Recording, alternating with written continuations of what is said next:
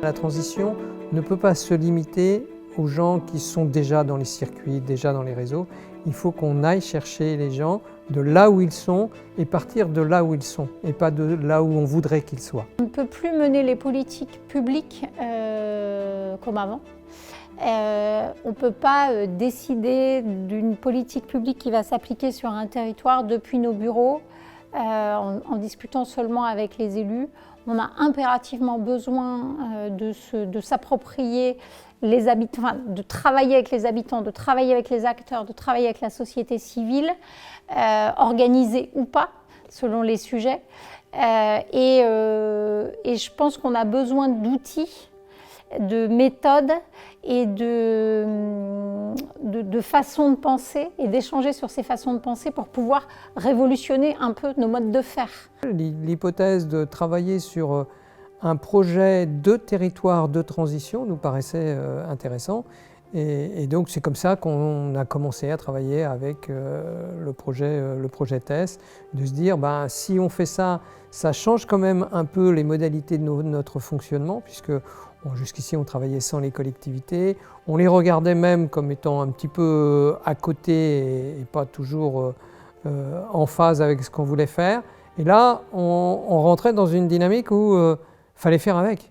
On voit bien que les élus, d'une manière générale, et moi le premier bien sûr, j'ai eu ces réflexes-là, c'est-à-dire il y a un problème, action, réaction, on construit, il nous faut une salle municipale pour, on prend un architecte, il nous fait la proposition, on fait l'appel d'offres, elle est construite, terminée, voilà, on a répondu. Alors que maintenant, il faut plutôt se réinterroger, et on voit bien sur l'axe routier dont je vous parlais tout à l'heure, les communes ont levé un peu, sont un peu crispées en disant, oui, mais la solution, elle est là, il y a juste à la faire, la mettre en œuvre.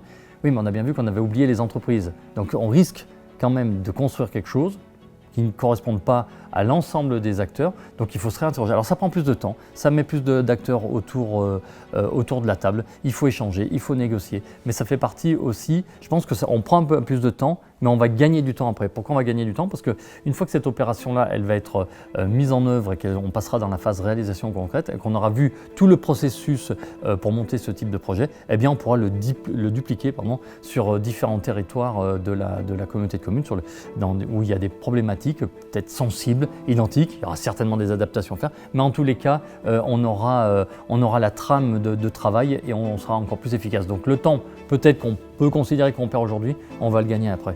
En tout cas, les collectivités, elles ont l'habitude de raisonner par les outils, les moyens, les infrastructures.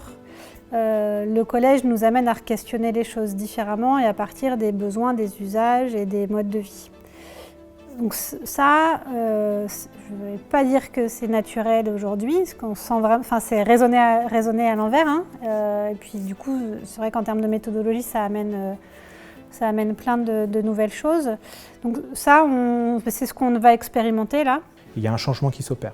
Et je pense qu'effectivement, on est dans une phase d'évolution et peut-être de basculement. Ça, l'avenir nous le dira.